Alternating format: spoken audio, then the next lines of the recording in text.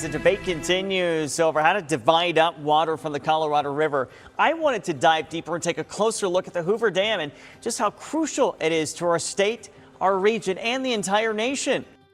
What if one of the greatest engineering projects in human history was slowly losing the very thing it was built to control?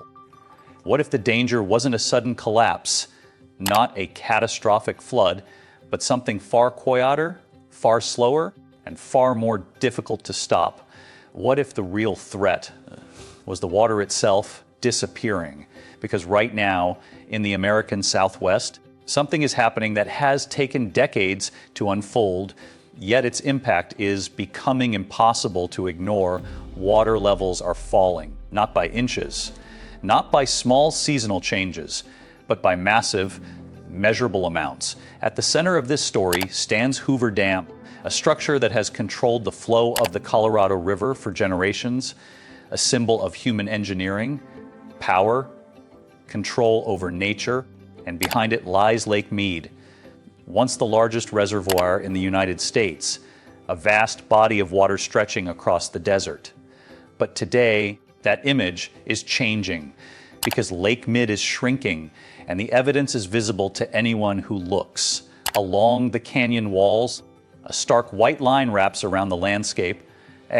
Bathtub ring, a mark left behind by minerals that once sat underwater, now exposed high above the current water level, a clear indication of how much has been lost. Over time, the water has dropped foot by foot, until in some areas, the difference exceeds 140 feet. For engineers, this is not just a visual concern, it is a warning, because Lake Mead is not just a lake. It is part of a system that supports millions of people. Cities depend on it for drinking water. Farms rely on it for irrigation. Industries use it to operate. And beyond that, it generates power. Hydroelectric energy produced at Hoover Dam supplies electricity across multiple states. But all of this depends on one thing: water. And when water levels drop, everything connected to that system is affected.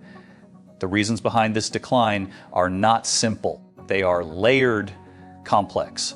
One of the most significant factors is drought. The American Southwest has been experiencing prolonged dry conditions, less rainfall, reduced snowfall in the mountains. And that matters because snowpack acts as a natural reservoir. When it melts, it feeds rivers, including the Colorado River. But with less snow, less water flows downstream, and that means less water reaches Lake Mead. At the same time, demand has not decreased. It has grown. Cities have expanded, populations have increased, agricultural needs remain high. Water continues to be drawn from the system every day, and over time, this creates an imbalance. More water going out than coming in. That imbalance is what drives the decline. But the impact is not limited to the reservoir itself. As water levels fall, the functionality of Hoover Dam begins to change. Hydroelectric power depends on water pressure. Water stored at height creates force. That force turns turbines, generating electricity. But as the water level drops, that pressure decreases, and with less pressure, less power can be produced. If levels drop too far, power generation becomes limited, and in extreme cases, it could stop entirely. This is not immediate, but it is a possibility engineers must consider, because systems like this are designed with specific conditions in mind. And when those conditions change, so does performance. Another concern lies in water intake systems. Pipes and structures designed to draw water from the reservoir operate within certain depth ranges. If water levels fall below those ranges, access becomes more difficult. New systems may need to be built, adjustments made, all of which require time, resources, planning.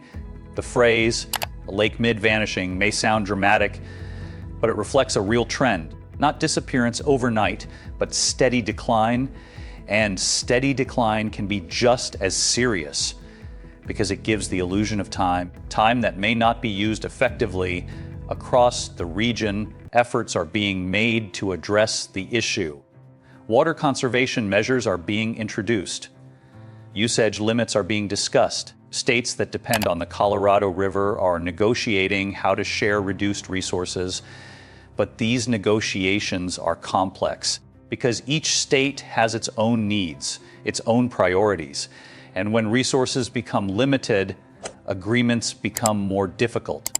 This adds another layer to the challenge because the issue is not just environmental, it is political, economic, social, a system under pressure from multiple directions. For now, the situation is managed. Water still flows, power is still generated, but the margin is shrinking, and that margin matters because once it is gone, options become limited. The story of Lake Mead is not just about one place. It is about a broader reality. Water systems around the world are under pressure. Demand is increasing, conditions are changing, and infrastructure built in the past is being tested by the present. In the case of Hoover Dam, the challenge is clear: how to manage a system designed for abundance in a time of scarcity. Because the dam itself is not failing, the structure remains strong, but the environment around it is changing, and that change affects everything. In the end, this is not just a story about a dam. It is a story about balance between supply and demand, between natural systems and human use, and what happens when that balance shifts. Because when water disappears, it does not just leave empty space. It leaves consequences for communities, for economies, for the future. And the question is not whether the system is changing. It is. The question is, how far will it go? And what happens if it goes too far? Because once a critical point is reached, recovery becomes harder, slower, and in some cases, uncertain. That is why engineers continue to monitor, why scientists analyze data, why decisions are being discussed now. Because waiting too long is not an option. The water may still be there, but it is less than before, and the trend is what matters.